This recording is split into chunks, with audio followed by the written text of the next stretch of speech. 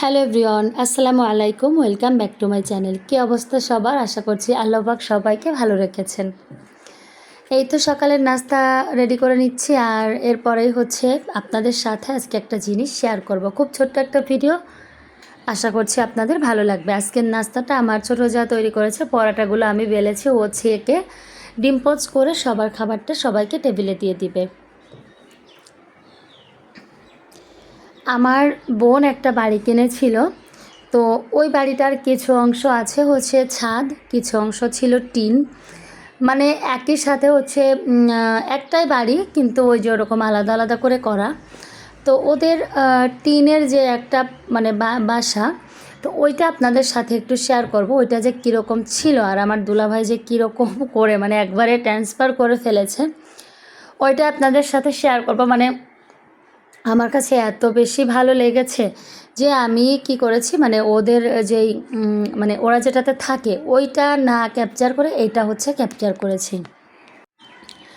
এটা হচ্ছে ওদের অ্যাটাচড যে টিনের ঘর ওইটা। তো দেখেন জানালার কালারটা মানে অসম্ভব রকমের সুন্দর লাগছে। এমনিতে আমি হচ্ছে লাল রঙের ফ্যান, লালের সাথে আবার এই যে এই ক্রিম কালারটা ও অনেক সুন্দর যায়। আর এই তো দেখেন জানালার বাহিরে একটা গাছ, তো এটা দেখতে আসলে অনেক বেশি সুন্দর লাগে, মাশাআল্লাহ বলতে হবে।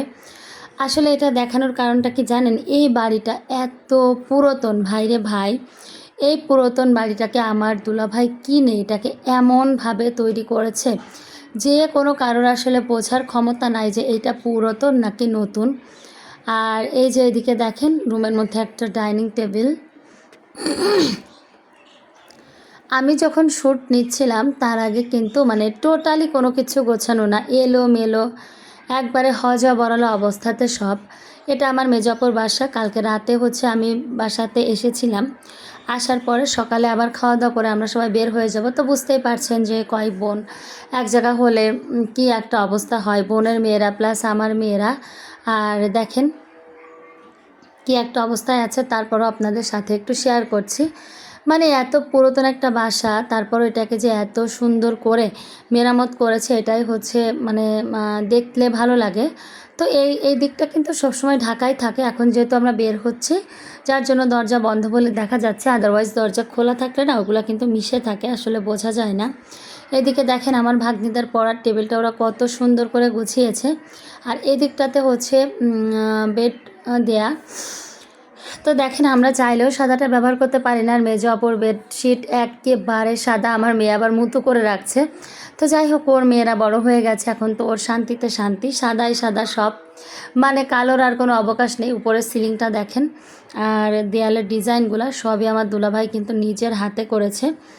আসলে ইমার্জেন্সিভাবে আমার বড় ভাগ্নির হচ্ছে বিয়েটা বেঁধে গেছিলো, যার জন্য এই রুমটা আমার দুলাভাই রেডি করেছিল। কারণ ওইদিকে যে রুমগুলা মানে ওয়াশরুমটা, তো একটা রুম পার হয়ে আসা লাগে, আর এই রুমের সাথে আবার অ্যাটাচড ওয়াশরুম আছে।